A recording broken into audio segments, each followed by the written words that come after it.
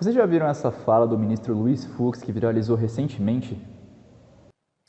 Ultrapassando esse passado negro, quer dizer, esse passado de racismo, esse passado de segregação contra os negros, esta Suprema Corte, nos últimos anos, tem sido instada a examinar a noção do estado de coisas inconstitucional. Essa fala ela foi retirada da DPF 973, que correu recentemente. Pessoal, essa DPF, de número 973, que é uma ação de descumprimento do preceito fundamental, ela foi articulada por alguns partidos, entre eles o PT, o PSOL, o PCdoB, o Partido Verde, Eles alegam que o governo, através de sua ação ou omissão em relação à vida das populações negras, ele vem sistematicamente negando o direito à própria vida, como um todo, à população, à moradia, à saúde, à segurança e alimentação digna. Eles vão sustentar ainda que a população negra no Brasil passa por um processo histórico de genocídio, seja de seus próprios corpos ou de sua memória.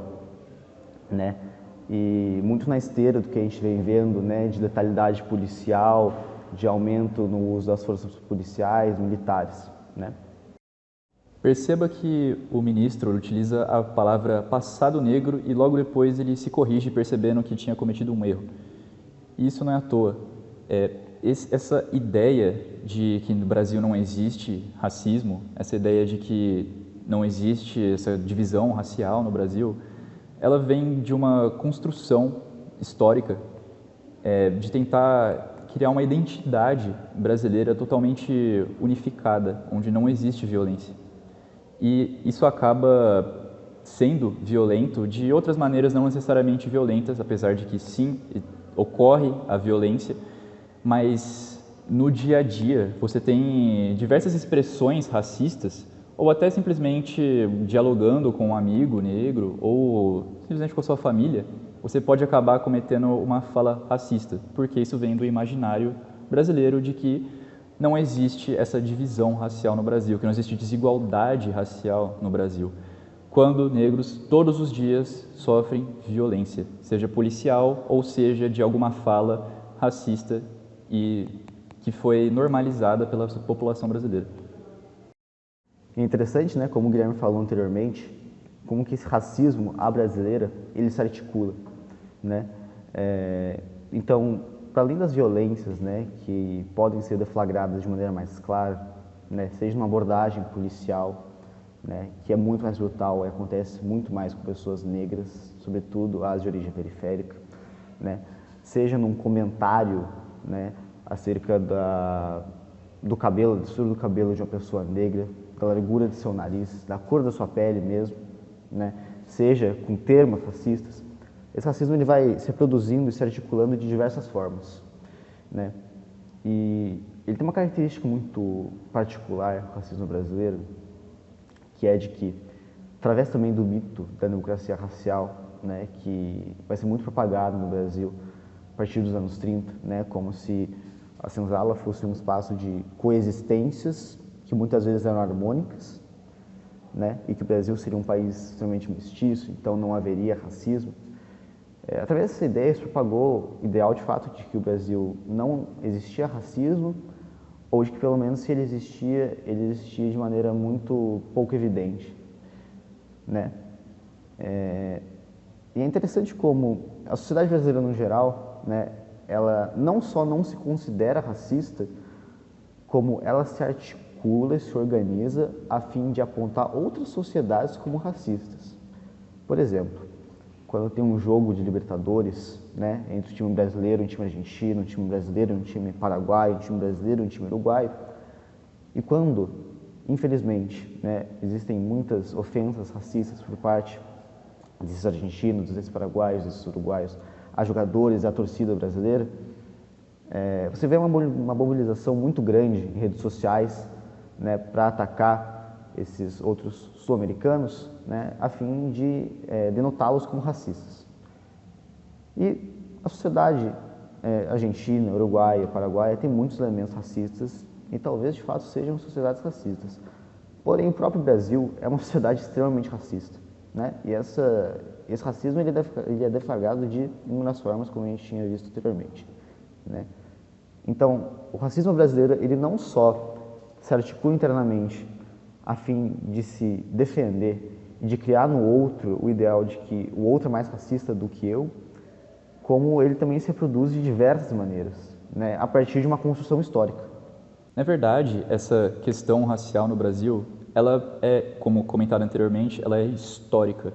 E não só histórica, mas ela fez parte da construção do que é Brasil, da própria estrutura, seja econômica ou seja de infraestrutura do Brasil. No século XIX, principalmente no período em que Dom Pedro I estava reinando, o Brasil, a principal fonte de economia, ela vinha da área rural, da área de fazendas, de plantação, de seja café, seja cana, seja tabaco.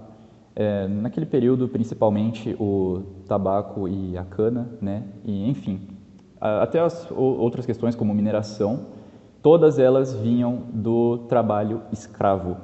E logo, a principal fonte do Brasil vinha de tráfico negreiro. E não é à toa que em 1830, quando foi implementada a primeira lei antitráfico no Brasil, um ano depois foi quando teve o maior boom de tráfico negreiro no Brasil. Ou seja, todos os grandes fazendeiros do período, eles perceberam que eles iam quebrar economicamente. É sempre aquele mesmo papo. O Brasil vai quebrar se tal lei for implementada. O Brasil vai quebrar se a escala 6x1 for implementada. Naquele período, o discurso era basicamente o mesmo. Se a gente implementar essa lei anti-tráfico negreiro, o Brasil vai quebrar. E foi quando teve o grande boom de tráfico, um ano depois de ser implementada a lei de 1830. E detalhe, tá? Quando essa lei foi implementada, não é como se o tráfico tivesse acabado instantaneamente. Na verdade, muito pelo contrário. O tráfico continuou e se estendeu até 1850, quando a segunda lei antitráfico foi implementada no Brasil. E aí sim a gente pode falar que o tráfico tinha acabado. Mas o escravismo não. Ele ainda estava ocorrendo e ele ocorreu até 1888 como principal fonte econômica do Brasil. E não pensa que a abolição da escravidão pela rainha da Inglaterra foi simplesmente por questões de direitos humanos, porque eles se importavam com os negros no período.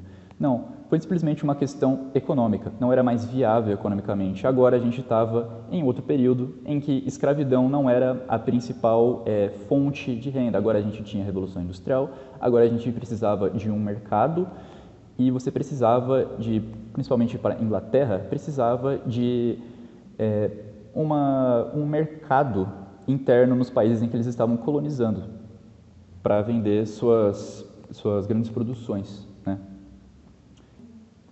É interessante a gente refletir, né, mesmo que após 1878, essas máculas da escravidão, elas persistem em nossa sociedade, né? Então, inicialmente, quando esses negros eles são libertos, né, e eles emigram às cidades à procura de trabalho, né, ou mesmo nas próprias fazendas, a eles é negado esse trabalho, né, utilizando de justificativas que na prática não faziam nenhum sentido, né, privilegiando imigrantes europeus e japoneses, né. Além disso, nas próprias cidades ocorre um processo de gentrificação dessas populações negras, né, que são empurradas às periferias, aos barracos, aos cortiços. E essa é uma mácula que persiste em nossa sociedade até hoje, né. A própria valorização, ou no caso, não valorização do trabalho, né, da mão de obra, é uma mácula também da escravidão, certo? Portanto, o capitalismo, enquanto sistema, se utilizou, se apossou dessas dinâmicas coloniais e escravistas para a manutenção e estruturação do seu próprio sistema. Ele necessita dessas dinâmicas desiguais na contemporaneidade também para se manifestar e se reproduzir enquanto sistema dominante. Portanto, essas lógicas racistas que nortearam o Brasil economicamente, socialmente, no século XIX, XVIII, XVII, XVI, perduram e se manifestam até hoje no nosso cotidiano. A escravidão, como um todo, não foi superada. Isso a gente pode observar de diversas formas. Muito obrigado.